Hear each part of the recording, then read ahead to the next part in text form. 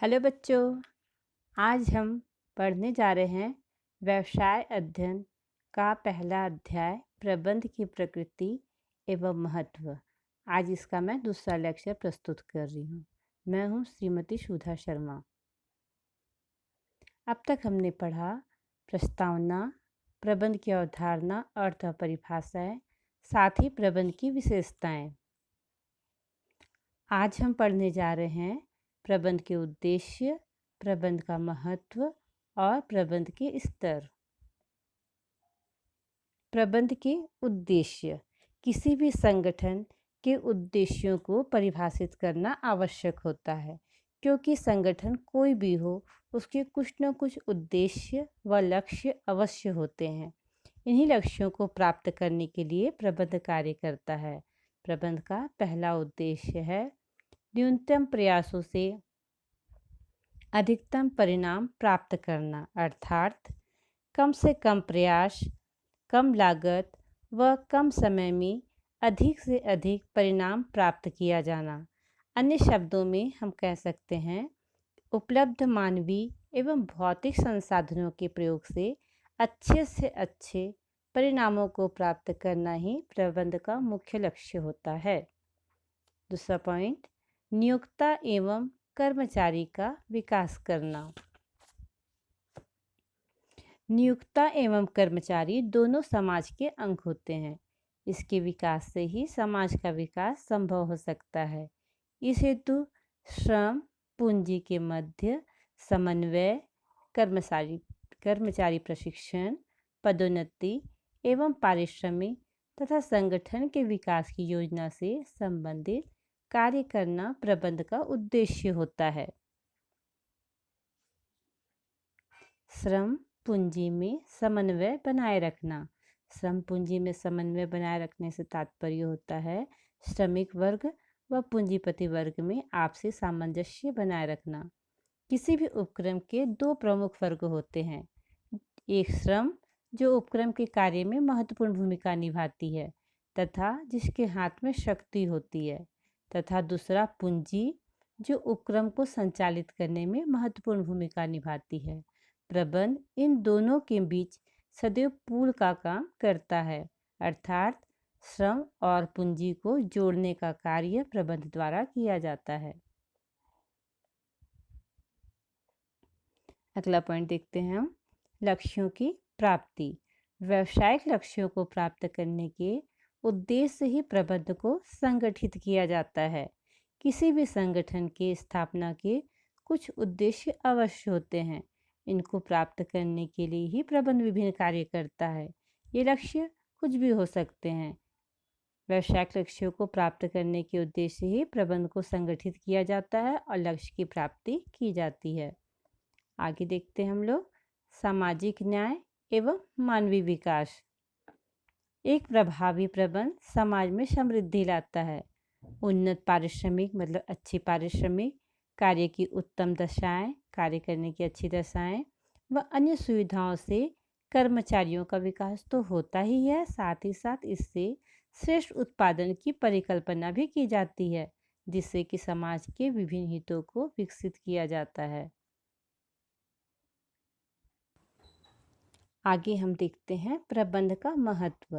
प्रबंध का महत्व बताते हुए भूतपूर्व अमेरिका के राष्ट्रपति रूजवेल्ट ने कहा है, एक सरकार बिना अच्छे प्रबंध के रेत पर बने हुए मकान के समान है। प्रबंध का एक व्यवसाय या उद्योग में वही महत्व होता है जो महत्व मनुष्य के शरीर में मस्तिष्क का होता है। जिस प्रकार बिना प्राण, आत्मा या मस्तिष्क के शरीर का कोई अस्तित्व नहीं, उसी प्रकार प्रबंध के बिना व्यवसाय या उपक्रम का कोई अस्तित्व नहीं होता। इस प्रकार हम देखते हैं पहला पॉइंट, गलाकार प्रतिस्पर्धा का सामना करने के लिए प्रबंध का क्या महत्व होता है।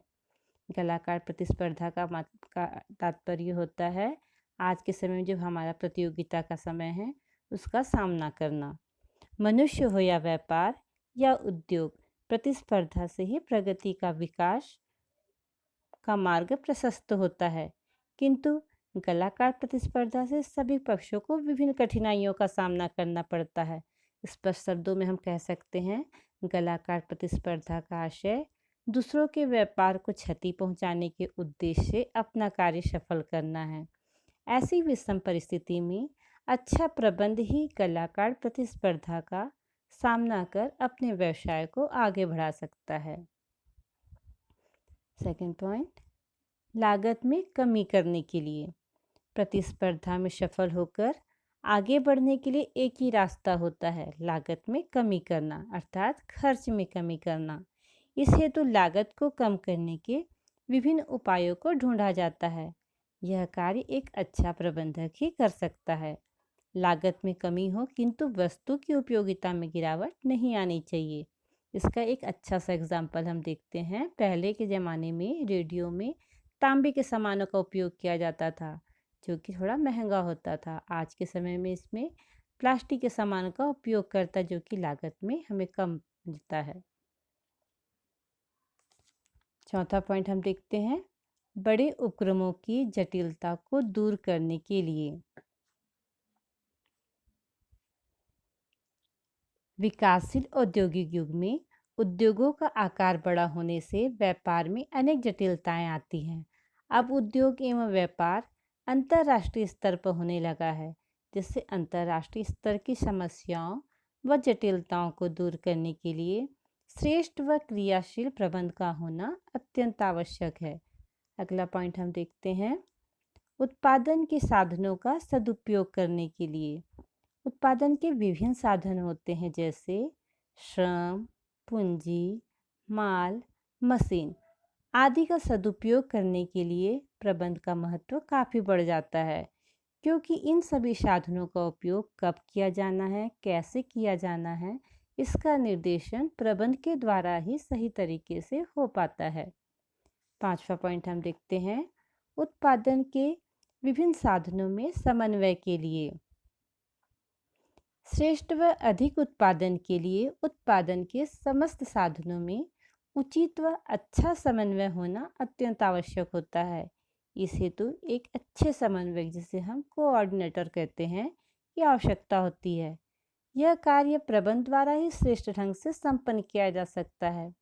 प्रबंध विभिन्न साधनों के लिए पथ प्रदर्शक, गाइड का कार्य करता है। आगे हम देखें छठवां पॉइंट, शोध एवं अनुसंधान के लिए। वर्तमान युग व्यवसाय में शोध एवं अनुसंधान का युग है। वर्तमान प्रगतिशील व्यवसायिक एवं औद्योगिक जगत में शोध एवं अनुसंधान के बिना कोई भी व्यवस्था आगे नहीं बढ़ सकती, क्योंकि उत्पादन एवं वितरण की नई नई तकनीक दिनों दिन विकसित हो रही है। उपभोक्ताओं में भी नई नई वस्तुओं के प्रति आकर्षण बढ़ता जा रहा है। आप लोग भी देखते होंगे कि आज जो फैशन में चल रहा है, कल उसका फैशन आउट हो जाता है। जब फैशन आउट हो जाता है तो हम उस वस्तु का उपयोग करना पसंद नहीं करते हैं। अतः आवश्यक है कि व्यवसाय में शोध एवं अनुसंधान कार्यों को व्यवसाय का अनिवार्य अंग बनाया जाए। यह कार्य प्रबंध द्वारा ही संभव हो सकता है। सातवां पॉइंट, पूर्व निर्धारित लक्ष्यों की प्राप्ति के लिए। उद्योग हो या व्यापार, अपने कार्यक्रम को आगे बढ़ाने के लिए हमें पूर्व योजनाएं तैयार करनी होती है। इन योजनाओं में ही लक्ष्य एवं उद्देश्य को पूर्व निश्चित कर लिया जाता है। इन उद्देश्यों एवं लक्ष्यों की प्राप्ति के बिना प्रबंध संभव नहीं हो सकता। अतः किसी भी उपक्रम में अपने लक्ष्यों को प्राप्त करने के लिए प्रबंध की अत्यंत आवश्यकता होती है। आठवां पॉइंट, योजना बनाने के लिए। जैसा कि आप पहले से जानते हैं, किसी भी कार्य को करने के लिए सबसे पहले हमें योजना बनानी होती है। किसी भी उपक्रम का प्रथम कार्य योजना बनाना होता है। योजना में उपक्रम के स्वामी व प्रबंधकीय वर्ग को शामिल किया जाता है। चूँकि प्रबंधकीय वर्ग को व्यवसाय व योजना के संबंध में अच्छी जानकारी रहती है, अतः योजना बनाते समय प्रबंध का विशेष महत्व रहता है। अब हम देखते हैं 9वां पॉइंट, श्रमिकों की समस्याओं के समाधान के लिए। व्यवसाय या उद्योग में श्रम के महत्व व उसकी आवश्यकता को नकारा नहीं जा सकता। आज प्रत्येक कार्य में श्रमिकों की आवश्यकता पड़ती है। श्रमिकों के संगठन बन जाने से विभिन्न सुविधाओं व अधिक वेतन की मांग बढ़ती जा रही है, जिससे दिनों दिन श्रम समस्याएं बढ़ती जा रही है। आप देखते हैं कभी तालाबंदी की स्थिति आ जाती है, कभी हड़ताल की स्थिति आती है। ये सब समस्याओं का समाधान करने के लिए प्रबंध आवश्यक है। प्रबंध के सेवी वर्ग विभाग द्वारा इन समस्याओं को दूर करने का प्रयास किया जाता है। 10वां पॉइंट, व्यक्तियों के विकास के लिए। प्रबंध व्यक्तियों का विकास है, न कि वस्तुओं का निर्देशन, ऐसा श्रीमान लॉरेंस एप्ले ने कहा है।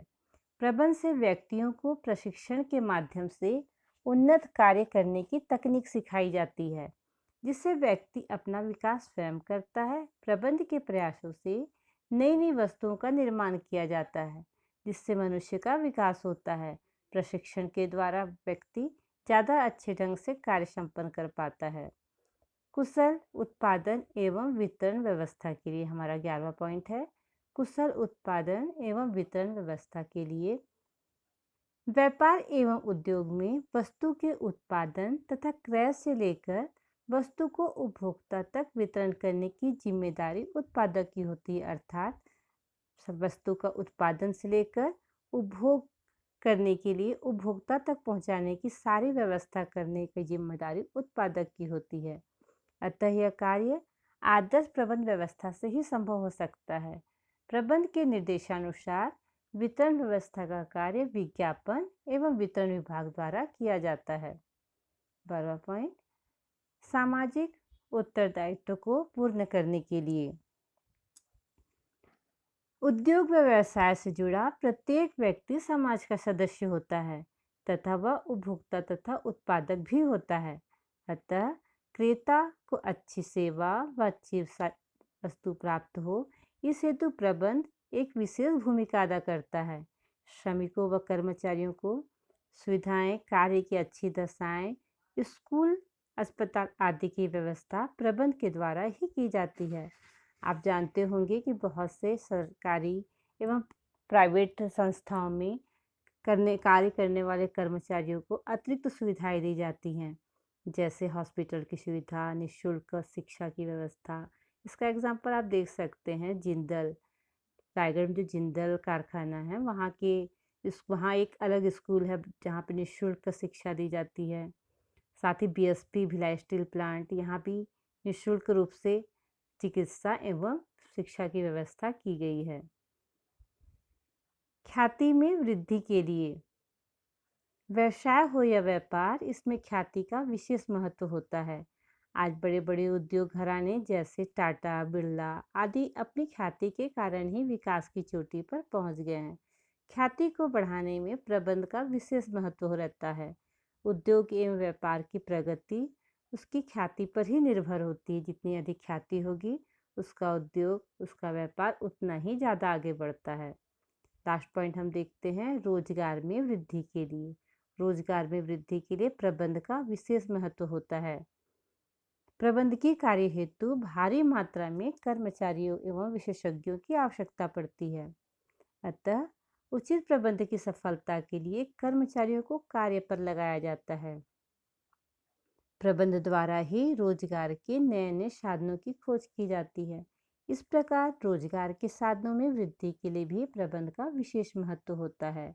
इस प्रकार हम देखते हैं, प्रबंध सार्वभौमिक है, अर्थात सभी जगह प्रबंध देखने को मिलता है।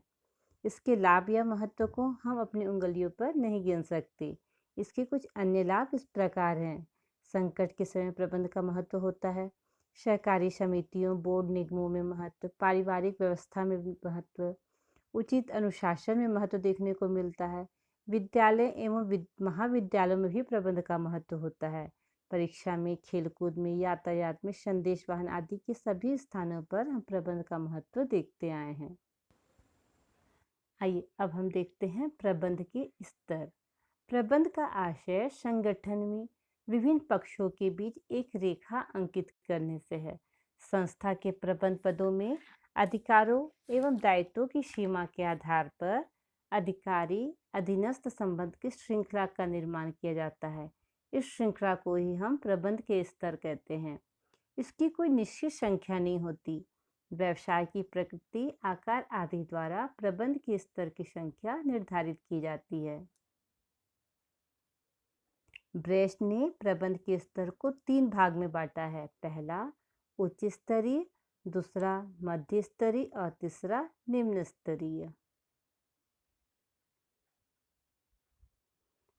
इसे चित्र द्वारा मैं आपको दिखा रही हूँ।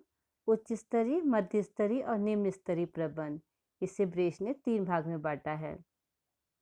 इसके 2 स्तर होते हैं संगठन के आधार पर, प्रबंधकीय स्तर और दूसरा अप्रबंधकीय स्तर।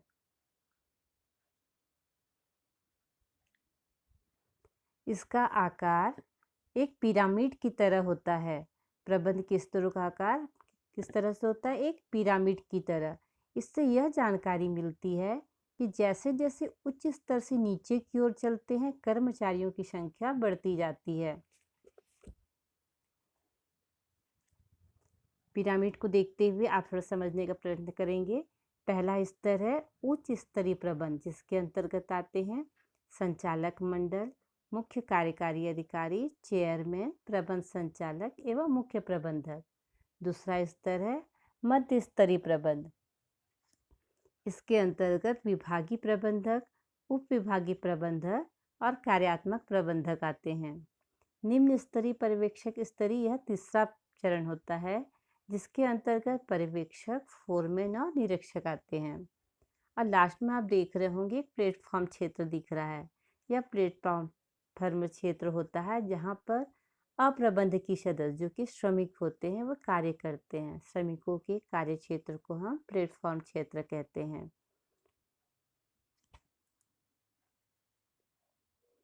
पहला पॉइंट हम देखते हैं उच्च स्तरीय प्रबंध के कार्य। उच्च स्तरीय प्रबंध के कार्य होते हैं उपक्रम के उद्देश्य निर्धारित करना। उच्च स्तरीय प्रबंध संस्था के उद्देश्यों का निर्धारण करते हैं। प्रबंध कहने से तात्पर्य मेरा प्रबंधक का है। उपक्रम के उद्देश्य निर्धारित करने का कार्य उच्च स्तरीय प्रबंधक द्वारा किया जाता है। वे दीर्घकालीन के साथ साथ अल्पकालीन उद्देश्य बनाते हैं। दूसरा, नीतियां निर्धारित करना। इस स्तर पर उद्देश्य प्राप्ति हेतु नीतियों एवं योजनाओं का निर्धारण किया जाता है। क्रियाएं निर्धारित करना। उद्देश्य प्राप्ति हेतु की जाने वाली विभिन्न क्रियाओं का निर्धारण किया जाता है, जैसे क्रय, विक्रय, विज्ञापन, उत्पादन, नए शोध इत्यादि। आगे देखते हैं हम संसाधन जुटाना। उद्देश्य प्राप्ति हेतु आवश्यक विभिन्न संसाधनों की व्यवस्था उच्च स्तरीय प्रबंधक द्वारा की जाती है, जैसे पूंजी, माल, स्थायी संपत्तियों आदि की व्यवस्था करना, जिसके द्वारा कार्य आसानी से संभव किया जा सकता है, संपादित किया जा सकता है। कर्मचारियों के कार्य निष्पादन पर नियंत्रण रखना। उच्च स्तरीय प्रबंध का कार्य होता है कि जो कार्य कर्मचारी कर रहे हैं उनके कार्यों पर नियंत्रण रखना। इच्छित परिणाम प्राप्त करने हेतु कंपनी में हो रहे काम पर लगातार निगरानी रखी जाती है। उच्च स्तरीय प्रबंधक यह देखते हैं कि योजनाएं सही दिशा में लागू की गई हैं या नहीं की गई हैं। बजटों का अनुमोदन करना। विभिन्न प्रबंधकों द्वारा तैयार किए गए बजटों को अंतिम रूप दिया जाता है, अर्थात उनका अनुमोदन किया जाता है। लास्ट पॉइंट हम देखते हैं बाह्य पक्षकारों के साथ तालमेल। उच्च स्तरीय प्रबंध संस्था के बाह्य पक्षकार जैसे सरकार, प्रतियोगियों, पूर्तिकर्ताओं, मीडिया आदि के साथ संपर्क बनाए रखता है और इसके द्वारा कार्य को पूरा करता है। मध्य स्तरीय प्रबंध के कार्य। पहला, नीतियों की व्याख्या करना। मध्य स्तरीय प्रबंध के अंतर्गत आते हैं डिविजनल अध्यक्ष, विभागाध्यक्ष, प्लांट सुपरिटेंडेंट, कार्यात्मक प्रबंधक आदि। इनका कार्य होता है नीतियों की व्याख्या करना। इस स्तर पर उच्च स्तरीय प्रबंधकों द्वारा निर्धारित की गई उद्देश्यों, लक्ष्यों एवं नीतियों की व्याख्या की जाती है। संगठनात्मक ढांचा तैयार करना। मध्य स्तर का प्रत्येक प्रबंधक कंपनी के उद्देश्यों के संदर्भ में अपने अपने विभागों का ढांचा तैयार करता, अर्थात जिसे जो कार्य दिया गया है उसके अनुरूप वह कार्य संपन्न करता है। तीसरा पॉइंट, कर्मचारियों की नियुक्ति करना। प्रत्येक विभागीय प्रबंधक अपने विभाग की जिम्मेदारी को पूरा करने के लिए वांछित कर्मचारियों की नियुक्ति करता है। निर्देश जारी करना। विभागीय प्रबंधक अपने अधीनस्थों को बताते हैं कि उन्हें किस कार्य को कब करना है और कैसे करना है। अधीनस्थों को कार्य करने हेतु आवश्यक संसाधन भी मध्य स्तरीय प्रबंधक के द्वारा ही उपलब्ध कराए जाते हैं, ताकि वे अपने कार्य को बिना रुकावट के पूरा कर सकें। कर्मचारियों को अभिप्रेरित करना। मध्य स्तरीय प्रबंधक अपने अधीनस्थों को विभिन्न तरीकों से अभिप्रेरित करते हैं, ताकि वे कंपनी के उद्देश्यों को प्राप्त करने के लिए अपनी पूरी योग्यता एवं क्षमता से कार्य संपादित कर सकें। लास्ट हम देखते हैं समन्वय स्थापित करना। कंपनी के उद्देश्यों को सफलतापूर्वक प्राप्त करने के लिए विभिन्न विभागों एवं विभिन्न क्रियाओं व उपक्रियाओं में समन्वय का होना आवश्यक होता है। यह कार्य मध्य स्तरीय प्रबंधक द्वारा ही किया जाता है। प्रबंध के स्तर पर हम अंतिम बिंदु देखते हैं, निम्न स्तरीय प्रबंध के कार्य। पहला कार्य, निम्न स्तरीय प्रबंध के कार्य में हम पहला कार्य देखते हैं, श्रमिकों की समस्याओं व पीड़ा को प्रेषित करना। निम्न स्तरीय प्रबंधकों का काम पर लगे लोगों से सीधा संबंध होता है। ये उनकी साधारण समस्याओं को तो स्वयं ही निपटा देते हैं, और अगर कोई गंभीर समस्या होती है तो वे इस समस्या को मध्य स्तरीय प्रबंधकों तक पहुंचाते हैं। सेकंड पॉइंट, उचित कार्य वातावरण सुनिश्चित करना।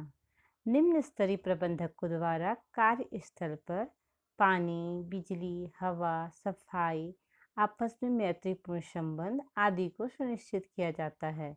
इससे कार्यकुशलता में वृद्धि होती है। यहाँ पर वातावरण अच्छा होता है कार्यस्थल पर, वहाँ कार्य सुनिश्चित करना आसान होता है, वहाँ पर कार्य अच्छे ढंग से संपादित किया जा सकता है। तीसरा पॉइंट, श्रमिकों की सुरक्षा सुनिश्चित करना। खतरनाक मशीनों के आसपास बोर्ड की व्यवस्था करके मशीनों पर काम करते समय हो सकने वाली दुर्घटनाओं की संभावनाओं को समाप्त किया जा सकता है। यह कार्य निम्न स्तरीय प्रबंधक के द्वारा किया जाता है। मध्य स्तरीय प्रबंध की सहायता करना। अगला पॉइंट हम देख रहे हैं, मध्य स्तरीय प्रबंध की सहायता करना।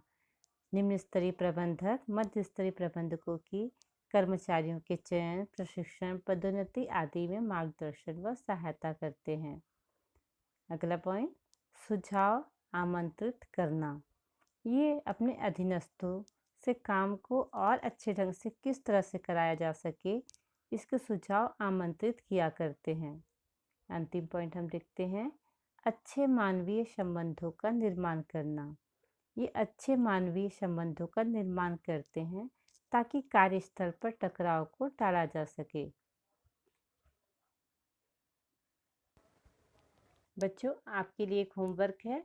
इस होमवर्क से संबंधित या आज के लेक्चर से संबंध में किसी भी तरह की कोई परेशानी आती है तो आप मुझे कमेंट बॉक्स पे लिखें।